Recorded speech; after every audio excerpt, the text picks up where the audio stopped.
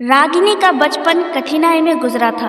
माँ का देहांत बचपन में हो गया था और पिता मोहनलाल अब उम्र और बीमारी से कमज़ोर थे। घर में छोटा भाई करण था जो अभी पढ़ाई कर रहा था। कमाई का सहारा सिर्फ एक पुरानी सिलाई मशीन थी। रागिनी दिन रात पड़ोसियों के कपड़े सिलती थी। बरसात का मौसम था, छत टपक रही थी और दीवारों में सिलन भर गई थी। गांव के लोग चांदनी हवेली की अजीब कहानियां सुनाते थे। रागिनी ने कभी इन बातों पर ध्यान नहीं दिया।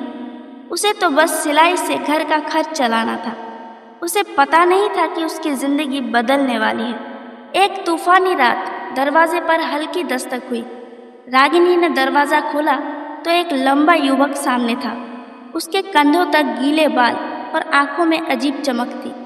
हाथ में मखमली कपड़े का थान था। सुना है आप अच्छी सिलाई करती है, उसने कहा।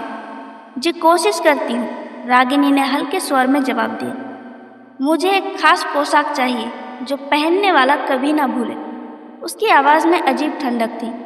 रागिनी ने हाँ कर दी, लेकिन मन में सवाल उठे। कपड़ा छूते ही उसके रोंगटे खड़े हो गए।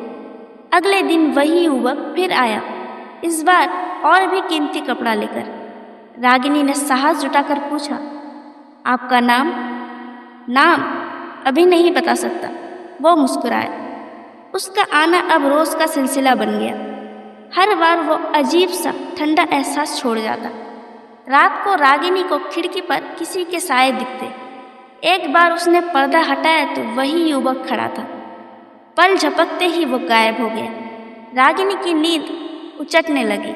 एक रात मोहनलाल ने हुक्के के साथ पुरानी कहानी सुनाई। इस मोहल्ले की चांदनी हवेली में एक राजा रहा करता था। कहते हैं हवेली के तहखाने में कोई अनमोल चीज छुपी है। जो भी उसे खोजने गया लौट कर नहीं आया। रागिनी ने बात टाल दी, लेकिन मन में हल्का डर बैठ गया। बचपन से हवेली का नाम सुनते ही बच्चे सहम जाते थे। गांव वाले शाम होते ही उसके पास से नहीं गुजरते थे।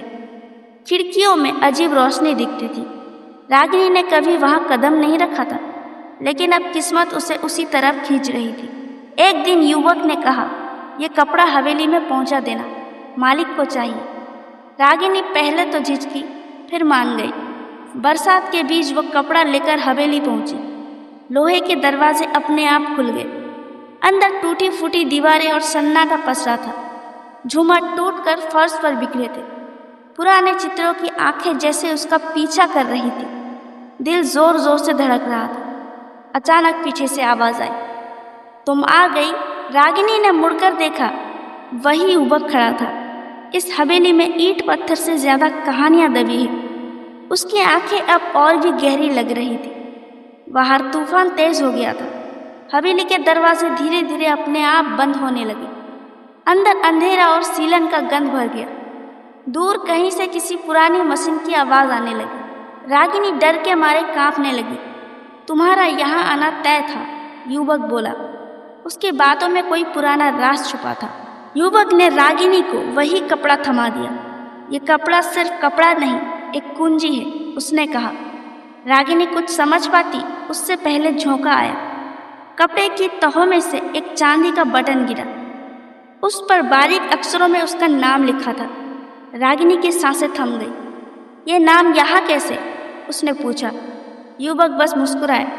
तुम्हारा रिश्ता इस हवेली से पुराना है। उसके शब्द रागिनी के कानों में गूंजते रहे। अब वो हवेली से बाहर नहीं जा सकती थी। रात भर मोहल्ले में अजीब सन्नाटा था। सिर्फ एक आवाज गूंज रही थी, खट खट खट, जैसे पुरानी सिलाई मशीन चल रही है। सुबह लोग हवेली के बाहर जुटे। गेट भर भीगा हुआ मखमली कपड़ा पड़ा था। उस पर रखा था वही चांदी का बटन। बटन पर रागिनी का नाम चमक रहा था। रागिनी का कोई पता नहीं था। लोगों ने हवेली का दरवाज़ा खोलने की हिम्मत नहीं की। बस हवेली की खिड़कियों में नीली रोशनी झिलमिलाती रही और कपड़े से आती ठंडी हवा सबको चुप कर गई। तो दोस्तों, अगला पार्ट देखना है तो प्लीज़ चैनल को सब्सक्राइब कर दीजिए और चैनल को ज्वाइन भी कर लीजिए।